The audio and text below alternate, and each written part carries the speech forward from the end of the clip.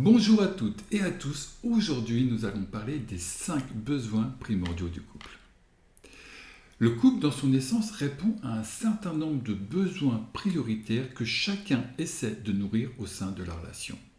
Qu'il s'agisse de besoins de soutien, des besoins d'expression amoureuse, des besoins d'éros, des besoins de sexualité ou des besoins de construire à deux, comme un projet familial par exemple, ces besoins s'inscrivent dans un processus de réalisation personnelle qu'aucun ne saurait entreprendre seul. Je l'ai intitulé La carte du couple en référence aux thèmes qui sont abordés. Nous y trouvons les besoins de construction d'une vie en commun, les besoins d'expression amoureuse et les besoins de soutien et de reconnaissance, les besoins de transformation et de créativité et enfin les besoins d'éros et de sexualité. Ces besoins constituent les piliers fondateurs de la structure du couple. Ils définissent son orientation et le chemin que le couple prendra pendant tout son cycle de vie. Et le constat est que si l'un des piliers est mis à mal, c'est toute la structure du couple qui vient à vibrer et parfois même à s'effondrer. Pour chaque besoin primordial, je vous ai proposé un certain nombre de questions que vous pouvez évoquer ensemble, partager ensemble, afin de vous permettre de faire un point de situation, un bilan sur votre couple. Voilà, je pense avoir tout dit en matière de présentation. N'oubliez pas de vous inscrire à ma chaîne et à cliquer sur la notification pour être averti des prochaines vidéos. Mais n'attendons pas, entrons dans le cœur du sujet. Alors, c'est quoi ces 5 besoins primordiaux ?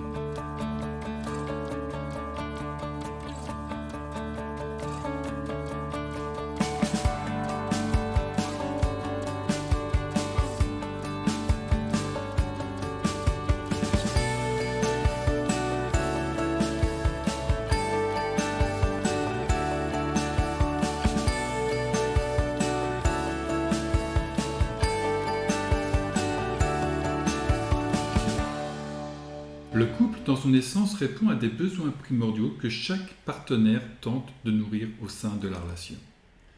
Allant des besoins d'éros, des besoins physiologiques comme la sexualité, à des besoins plus élaborés comme le soutien, l'expression amoureuse et des projets familiaux, ces besoins s'inscrivent dans un processus de collaboration et de réalisation personnelle qu'aucun ne pourrait entreprendre seul.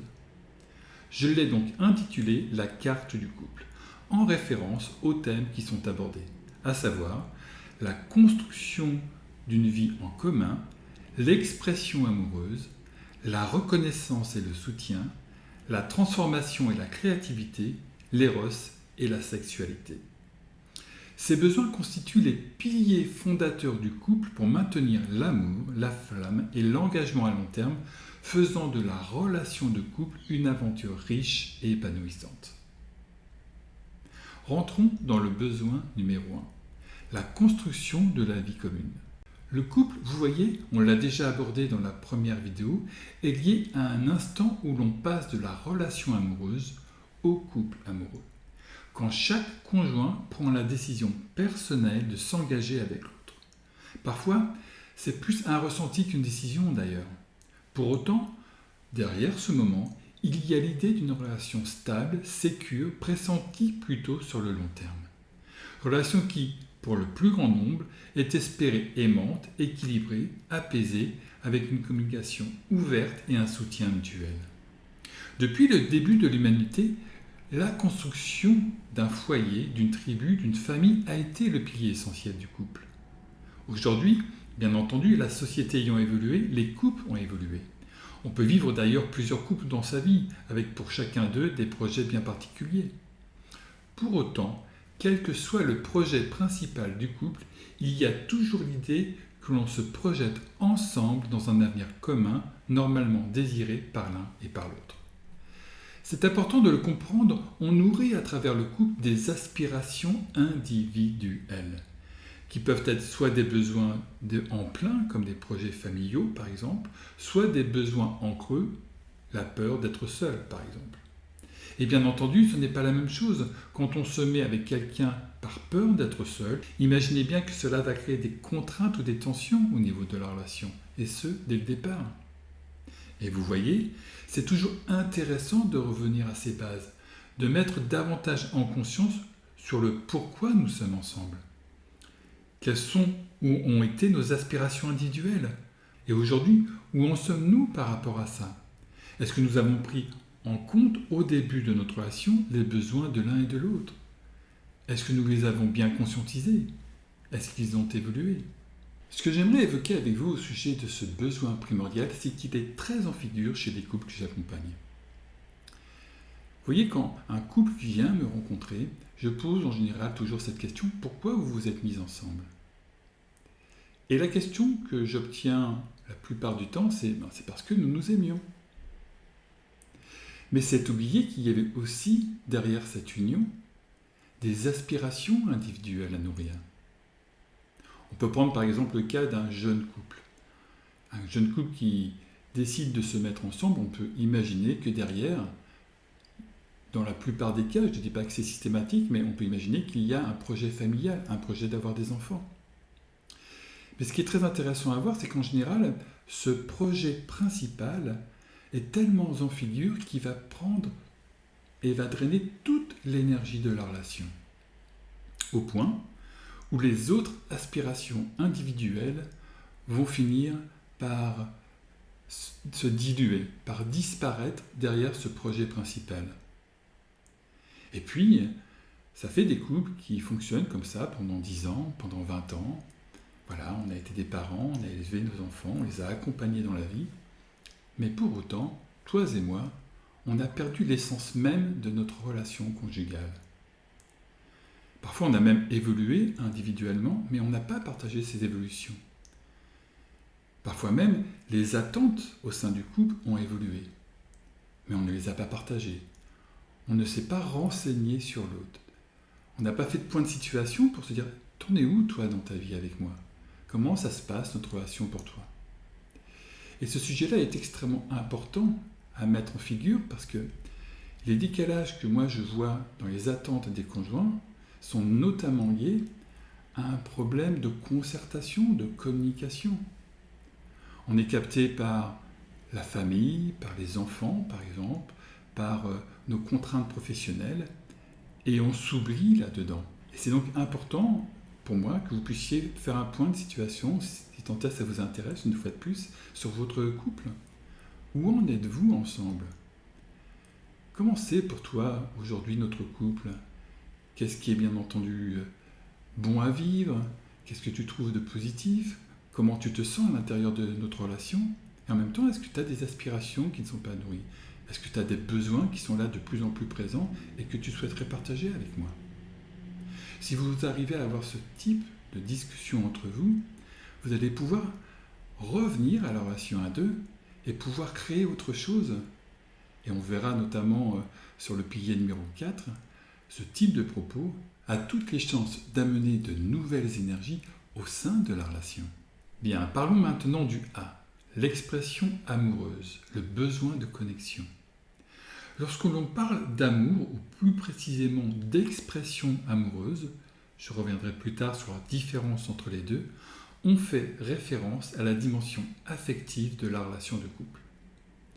Cela englobe la façon dont l'affection, l'amour et la tendresse se manifestent au quotidien au sein de la relation. L'expression amoureuse se traduit par un sentiment d'intimité et de privilège, un lien unique dans lequel les deux partenaires se nourrissent mutuellement de leurs besoins de connexion. Ces besoins peuvent être exprimés de diverses manières, par des paroles tendres, des gestes attentionnés ou encore des moments de partage. Il y a également la référence commune qui renforce ce lien, comme des souvenirs des moments passés ensemble, des rituels aussi qui nous appartiennent, les expériences partagées, les projets en commun, les instants de complicité ou encore le mythe fondateur, ce premier rendez-vous ou cette première rencontre qui a scellé notre relation. Ce qui est essentiel à comprendre, c'est que l'expression amoureuse repose sur un lien de réciprocité. Chaque partenaire est responsable de l'entretien de ce lien. Et c'est la qualité des interactions qui en découle et qui détermine la vitalité de la relation. Si ce lien est régulièrement nourri, ensoleillé par l'attention et l'amour réciproque, la relation devient une source de ressourcement pour chacun. En revanche, si la qualité de ce lien se détériore ou est négligée, la relation peut devenir pesante, voire drainante sur le plan émotionnel. L'expression amoureuse est donc un processus vivant qui nécessite un engagement constant des deux partenaires. Une relation épanouie repose sur cet équilibre entre donner et recevoir et sur l'attention portée aux petits détails du quotidien qui enregistrent le lien. À ce propos, d'ailleurs, vous pouvez vous poser ces questions. Comment exprimons-nous notre affection l'un envers l'autre au quotidien ? Et ces gestes répondent-ils réellement à nos besoins respectifs ? Quels sont les moments partagés ou les souvenirs qui renforcent notre lien ? Et comment pouvons-nous continuer à créer de tels moments ensemble ?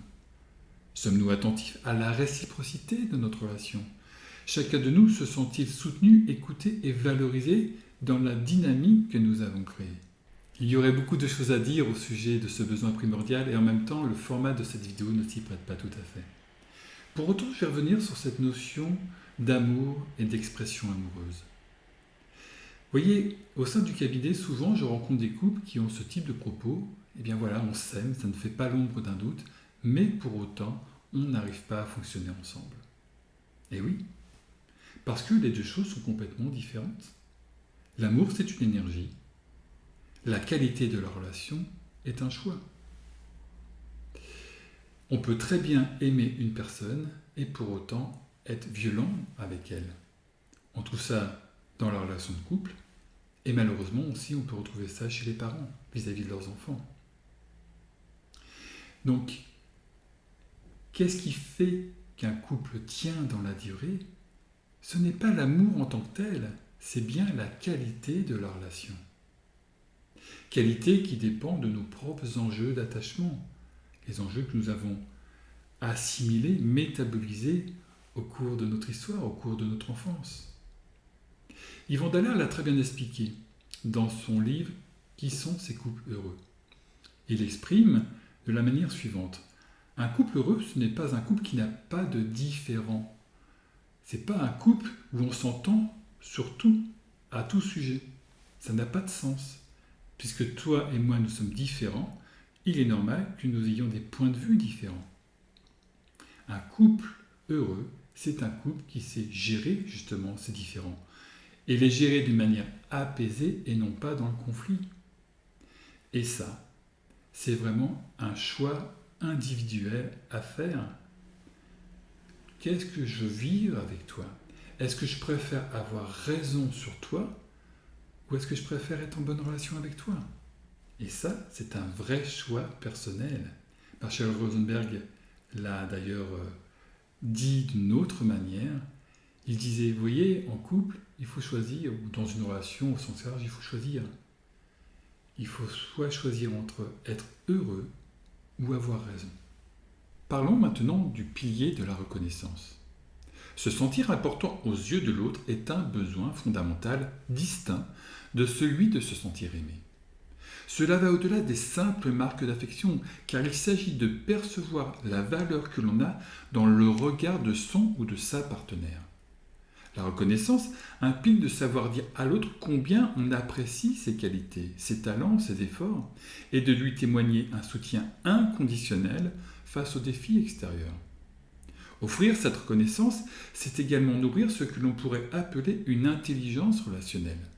La capacité de reconnaître les forces de l'autre, d'être présente dans les moments de doute, de soutenir l'autre et de valoriser ce que chacun apporte à la relation. Lorsque les partenaires se sentent reconnus et soutenus dans leur individualité, cela renforce le partenariat et solidifie l'engagement mutuel. C'est l'idée aussi que face à l'extérieur, le couple est une entité à part entière, solidaire, remarquable et sur lequel chacun peut compter. Derrière la reconnaissance, il y a l'idée que tes besoins et mes besoins sont au même niveau d'importance et que lorsqu'ils semblent contradictoires, c'est à nous deux d'être suffisamment créatifs pour trouver un juste milieu. Je parle donc ici d'un élan de réciprocité où chacun peut s'épanouir, se sentir respecté, considéré, compris et soutenu. C'est cette reconnaissance réciproque qui fait la force du couple. Face aux pressions et défis extérieurs, le couple devient une entité soudée, capable de faire bloc. Il devient un refuge, une équipe solidaire, remarquable, où chacun sait qu'il peut compter sur l'autre, quel que soit le contexte. Pour approfondir la réflexion autour de la reconnaissance, voici 3 questions que vous pouvez vous poser. Est-ce que je prends suffisamment de temps pour exprimer à mon ou ma partenaire combien j'apprécie ses qualités, ses efforts et ce qu'il ou elle apporte à notre relation? Et comment puis-je lui rendre la vie plus agréable? Est-ce que je me sens véritablement reconnu et valorisé par mon ou ma partenaire, non seulement dans mes réussites, mais aussi dans les moments de vulnérabilité ou de doute?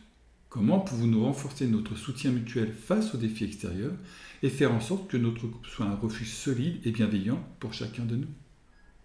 Ces questions, vous voyez, invitent à examiner la dynamique de reconnaissance et de soutien mutuel dans le couple. Ils constituent des éléments essentiels pour une relation épanouie et solide. J'en reviens à cette idée, à cette notion, mes besoins et tes besoins sont au même niveau d'importance. J'ai conscience que cela peut être difficile, non seulement à assimiler, mais aussi à mettre en œuvre. Ça l'est d'autant plus que nous n'avons pas du tout été élevés dans cette dimension-là. Nous avons été plutôt élevés à travers le système éducatif et puis plus tard à travers nos projets professionnels, plutôt avec la graine de la compétition, où il faut gagner sur l'autre pour pouvoir avoir les meilleures places. Mais la relation de couple est faite d'autre chose. C'est avant tout une relation de cœur à cœur. Et imaginez bien que si on arrive à mettre, toi et moi, un élan de réciprocité à ce sujet-là, ça va vraiment apporter énormément de choses positives au sein de notre relation. Alors bien entendu, comme nous sommes différents, comme nous avons des attentes différentes, comme nous avons parfois des représentations qui semblent antagonistes, ça peut être difficile de pouvoir à la fois faire coller tes besoins et les miens. Mais c'est tout le défi du couple qui est là, qui en dépend. La relation de couple, vous voyez, soit elle va vous pousser vers le haut, soit les différences que nous avons sont autant de forces qui s'additionnent pour nous faire individuellement progresser, ou soit au contraire, on va bâtir, toi et moi, des positions rigidifiées, des positions de force, et là, c'est toute la relation du couple qui va nous pousser vers le bas, qui va nous tirer vers le bas. Et je vous engage vraiment à avoir cette intention-là. Parce que dans mon expérience, il n'y a rien de plus beau que de partager des besoins en commun et de pouvoir être créatif quand ces besoins semblent être en décalage, en contradiction ou antagonistes. La force du couple n'est pas de tirer la couverture vers soi ou vers l'autre, mais c'est de la partager. Parlons maintenant du pilier de la transformation et de la créativité. Comme tout organisme vivant, le besoin de transformation et de nouveauté est un aspect naturel et nécessaire dans une relation de couple. La capacité à se renouveler permet au couple de rester vivant, d'évoluer ensemble et de ne pas se laisser engloutir par la routine. Le champ de la transformation et de la créativité englobe tout ce que le couple met en œuvre pour s'enrichir mutuellement à travers de nouvelles expériences, qu'elles soient modestes ou plus ambitieuses. Qu'il s'agisse d'une sortie imprévue au restaurant, de vacances ou de projets plus importants comme un mariage, un déménagement ou l'achat d'un bien immobilier, ces initiatives apportent non seulement une énergie nouvelle à la relation, mais nourrissent aussi de nouvelles aspirations ou des objectifs plus larges en phase avec l'évolution de chacun dans le couple. Être créatif dans la relation demande de l'énergie, mais c'est une énergie qui, lorsqu'elle est investie intelligemment, est en réalité source de ressourcement. On pourrait parler ici d'intelligence amoureuse. Cette capacité à offrir à l'autre et à la relation des opportunités de renouvellement, tout en assurant que chacun ait un bénéfice. L'énergie investie dans la créativité n'est pas perdue. Elle revient sous forme de satisfaction, de joie et d'un sentiment de renouveau partagé. C'est cette intelligence qui permet à la relation de s'épanouir, de rester fluide et vivante malgré les défis du quotidien. La transformation et la créativité ne signifient pas forcément de tout bouleverser. mais plutôt de savoir introduire régulièrement des éléments nouveaux pour nourrir la relation, qu'ils soient grands ou petits. Ce processus permet de garder l'amour dynamique en évitant qu'il ne s'essouffle sous le poids des habitudes et des contraintes. Voici 3 questions que je vous encourage à partager si vous êtes en couple. Quelles petites surprises ou nouvelles expériences pourrions-nous introduire dans notre routine pour redonner un souffle nouveau à notre relation ? Quels grands projets pourrions-nous envisager ensemble qui renforceraient notre complicité et nous feraient avancer en tant que couple ? Comment pouvons-nous nous soutenir mutuellement dans notre créativité en veillant à ce que chacun de nous trouve du plaisir et de l'épanouissement ? Toutes ces questions sont fondamentales. Le cycle de vie du couple est appelé à évoluer. Et il ne faut pas attendre la dernière minute pour pouvoir justement échanger à ce propos. C'est important que le couple ait toujours en conscience d'amener suffisamment d'ensoleillement, d'amener suffisamment d'énergie au sein de la relation pour qu'elle soit toujours vécue d'une manière épanouissante par l'un et par l'autre. Dans mon expérience d'accompagnant de couple, c'est ce pilier-là qui est en général le plus en souffrance. Parce que pris par les engagements parentaux, les engagements familiaux, professionnels, le couple conjugal finit par se perdre. On devient davantage des fonctions professionnelles, fonctions parents, et on perd la dimension des êtres que nous sommes au sein de notre relation à nous deux.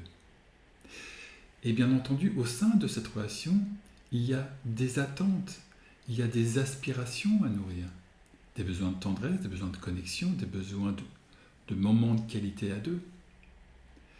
Et parfois, quand ces besoins-là ne sont pas nourris, eh bien, ça va créer beaucoup de mal-être, beaucoup d'attentes, beaucoup de crispation au sein de la relation. Il est donc important pour le couple de toujours se rappeler que si nous sommes mis ensemble, c'est dans une relation de cœur à cœur et que cette relation a besoin d'être nourrie. Et ça dépasse bien entendu le cadre de l'éros, le cadre de la sexualité.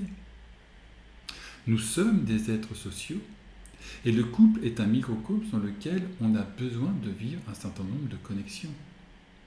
Et cette connexion de toi à moi, elle doit être toujours en figure si on veut continuer à évoluer ensemble, à vivre ensemble.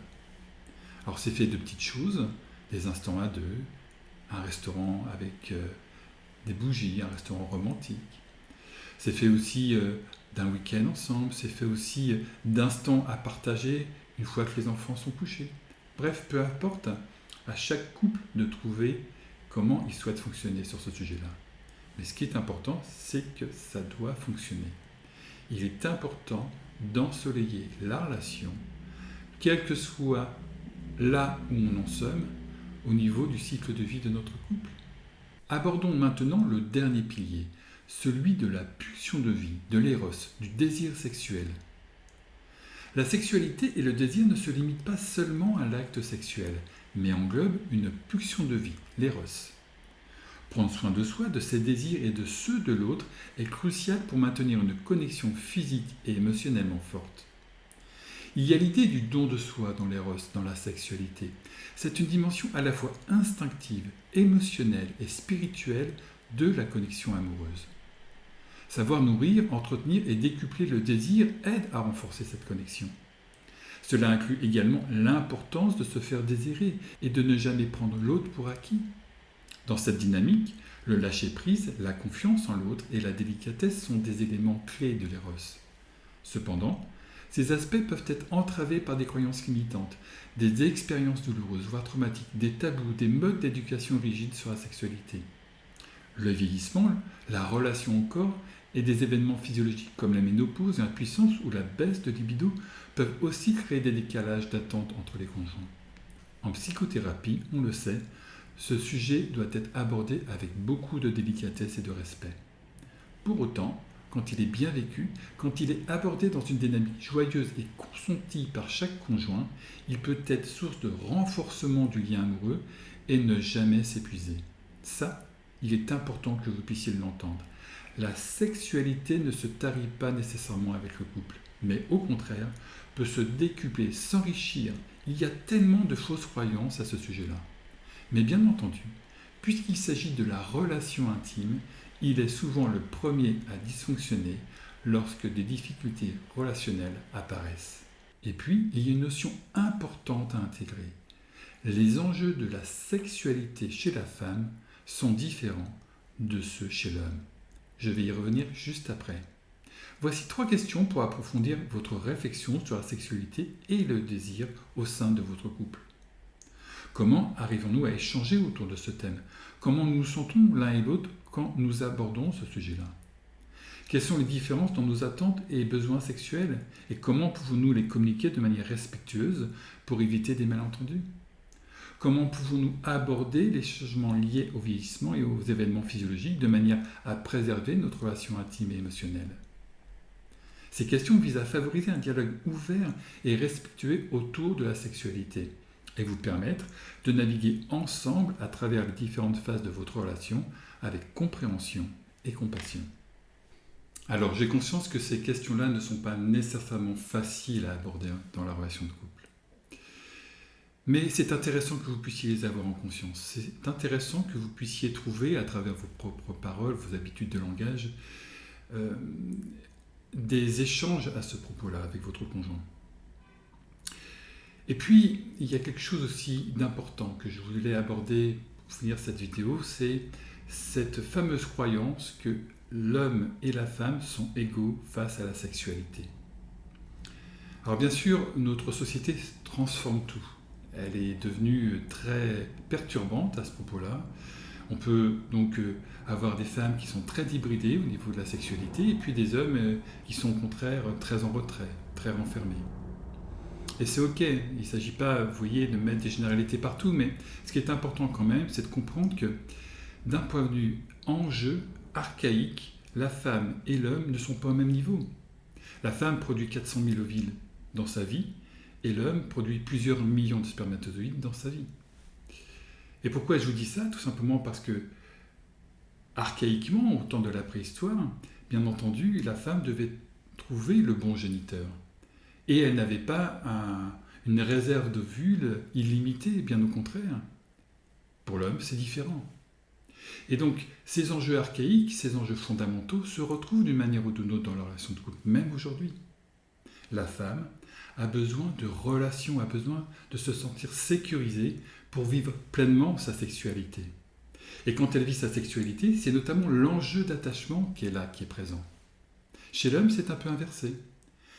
Certes, il va se pâmer devant la femme d'une certaine manière, il va essayer de la courtiser, de la séduire pour avoir de la sexualité. Et quand il vit la sexualité, il vit plutôt son enjeu d'estime de soi. Et si ça se passe bien, à ce moment-là, il vit de l'attachement. Et c'est important de pouvoir toujours l'avoir en tête quand on est dans une relation de couple. Parce que si chacun a conscience de ça, chacun va pouvoir justement se replacer dans ses attentes par rapport à la sexualité. Je vois trop d'hommes, au fil des années qui passent avec leurs femmes, considérer que la sexualité est uniquement l'acte sexuel et ne comprenons pas pourquoi leur conjointe n'est plus tout à fait ouverte à ça. Alors bien sûr, il peut y avoir des croyances limitantes, il peut y avoir aussi le temps qui passe et le fait qu'on se sente moins à l'aise dans notre corps et dans le montrer. Mais finalement, si on est dans une relation de qualité avec l'autre, si on a de la confiance, si on reçoit de la considération, on reçoit de la tendresse, on reçoit du soutien, eh bien la sexualité peut s'enrichir, peut se déployer au sein de la relation de couple. Parce que nous sommes intimes et parce que, entre toi et moi, il y a autre chose que l'acte sexuel, il y a une dimension relationnelle où je vis à la fois avec toi une dimension psychique, émotionnelle et spirituelle. Cette vidéo sur les 5 besoins primordiaux est maintenant terminée. Lors de la prochaine vidéo, je vais vous présenter les 5 valeurs fondatrices du couple. Valeurs qui constituent les fondements émotionnels et relationnels sur lesquels l'édifice du couple se construit et qui proviennent plutôt d'un état de fait que d'une intention particulière de la part des conjoints. On verra ça la prochaine fois plus en détail. Bien, cette vidéo est maintenant terminée. J'espère que son contenu vous a intéressé, que les questions qui sont posées, qui sont proposées, sont autant de matières que vous allez pouvoir mettre au sein de votre relation, avec des échanges, avec de l'écoute, avec de la bienveillance. Restez ouvert vis-à-vis de l'autre et aussi restez curieux. Je vous dis donc à très bientôt. Prenez soin de vous et de votre relation. Au revoir.